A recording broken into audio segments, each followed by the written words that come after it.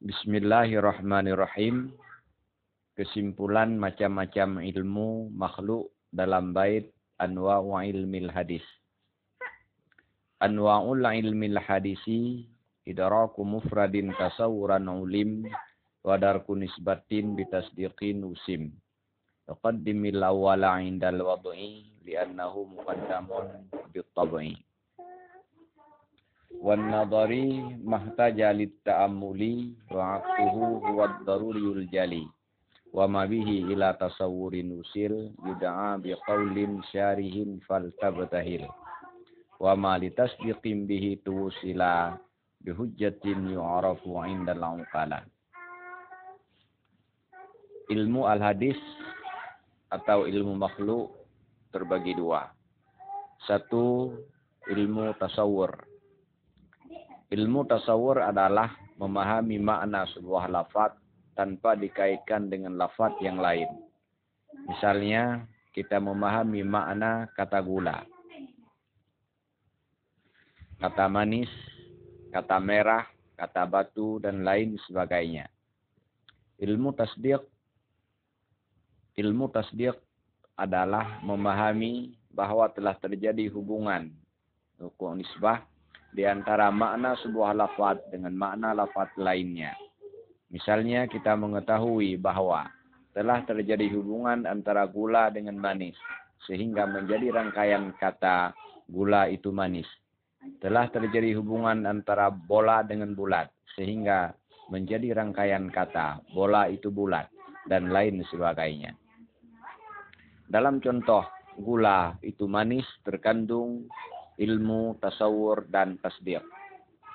A. Tasawur maudhu', yaitu memahami makna gula sebagai benda padat yang berasal dari air tebu, dinamakan dengan tasawur.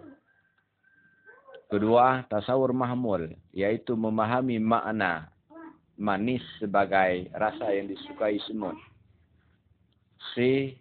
Tasawur nisbah, yaitu memahami bahwa manis bisa berhubungan dengan gula tanpa memastikan apakah sekarang keduanya terhubung atau tidak. D. Tasdiq, yaitu memahami telah terjadi hubungan antara gula dengan manis, sehingga kita menyimpulkan gula itu manis. Masing-masing dari tasawur dan tasdiq terbagi dua, yaitu daruri dan nadari, sehingga jumlahnya menjadi 4. Satu, tasawur daruri. Tasawur daruri adalah memahami makna sebuah lafaz dengan makna yang mudah diterima akal, tanpa perlu memikirkan dalil atau bukti. Misalnya, kita memahami makna lafaz satu sebagai bilangan yang berjumlah setengah dari 2. Kedua, tasawur nadari. Tasawur nadari adalah memahami makna sebuah lafaz dengan makna yang memerlukan kepada pemikiran bukti agar bisa diterima akal. Misalnya, kita memahami makna lafaz 1 sebagai bilangan yang setara dengan setengah 1/6 dari 12. Ketiga, tasdiq daruri. Tasdiq daruri adalah memahami terjadinya hubungan atau tidak terjadinya hubungan antara dua lafaz dengan hubungan yang mudah diterima akal tanpa perlu memikirkan bukti.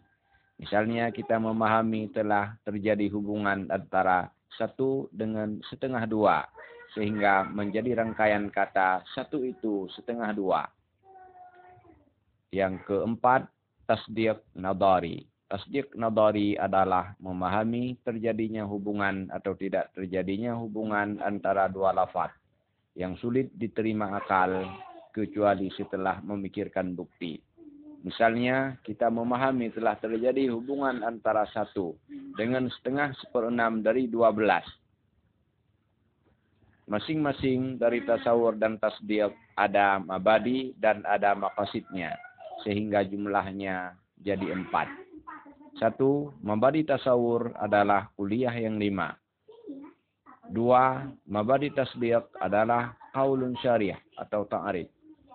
3. Mabadi tasdiq adalah qadaya dan hukum-hukumnya qadaya, Yang keempat, maqasid tasbih adalah qiyas dan semua pembagiannya. 4 macam inilah yang menjadi bab-bab pokok dalam ilmu mantiq. Wallahu a'lam bishawab, walhamdulillahi rabbil alamin.